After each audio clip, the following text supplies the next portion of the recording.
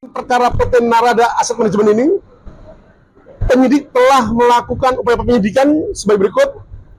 Telah melakukan pemeriksaan terhadap 70 orang saksi, juga telah memeriksa ahli pasar modal, dan menetapkan 2 orang tersangka dalam perkara akuo, masing-masing atas nama tersangka MAW, yang merupakan komisaris utama PT Narada Asset Management, dan juga DV yang merupakan direktur utama PT Narada Adhikara Indonesia.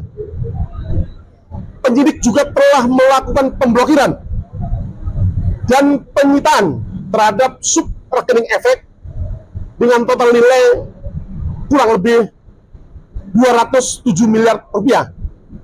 Ini adalah merupakan nilai efek per Oktober 2025. Selain perkara PT Narada Asset Management, ini merupakan manajer investasi, gitu ya, penyidik Direktorat Tindak Pidana Ekonomi dan Khusus Baris Krim Polri juga saat ini telah melakukan penyidikan terhadap perkara PT Mina Padi Asset Management, di mana dalam penanganan perkara PT Mina Padi Asset Management ini, berdasarkan fakta penyidikan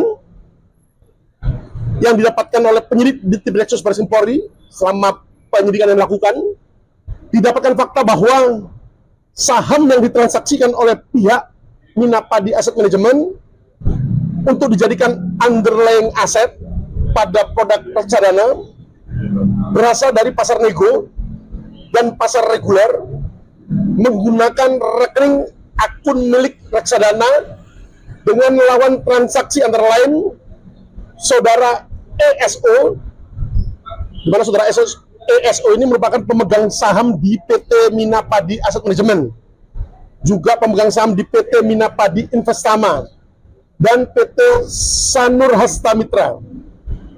Dan saudara ESI ini juga merupakan adik dari ESO. Berikut perusahaan PT afiliasi, perusahaan afiliasi yaitu PT MPAM. Dalam hal ini, saudara ESO dan kawan-kawan menggunakan sarana manajer investasi miliknya, yaitu PT MPAM, untuk mengambil keuntungan dengan cara melakukan pembelian saham milik afiliasi saudara ESO atau PT MPAM yang berada pada produk reksadana PT MPAM dengan harga yang murah, yang selanjutnya dijual kembali kepada reksadana PT MPAM, jadi kembali lagi lainnya dengan harga yang cukup tinggi.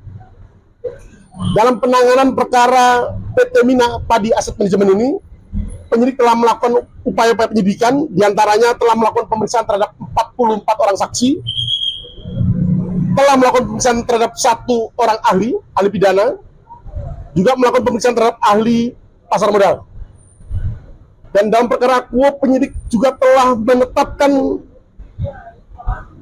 tersangka dalam perkara akuo terhadap saudara DJ, direktur utama PT MPAM.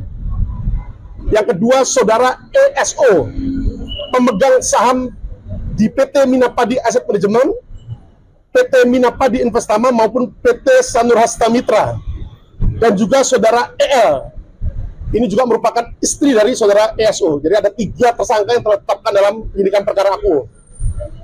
Dan juga telah melakukan pemblokiran terhadap 14 sub rekening efek milik PT MPAM dan afiliasinya.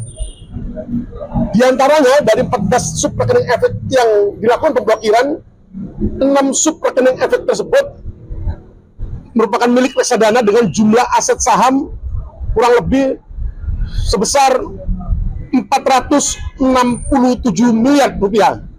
Ini merupakan harga efek per 15 Desember 2025.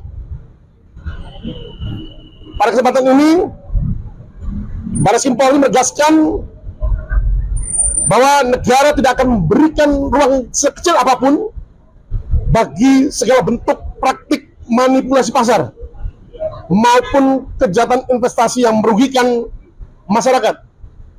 Dalam hal ini adalah para investor dan juga industri pasar modal di Indonesia. Penyidik juga berkolaborasi efektif, aktif dengan PPATK dalam rangka penelusuran transaksi keuangan maupun penelusuran aset, follow the money, dalam mengungkap perkara ini. Penanganan perkara ini diharapkan menjadi efek jerah bagi pelaku kejahatan keuangan, sekaligus memperkuat perlindungan investor serta menjaga stabilitas sektor jasa keuangan nasional.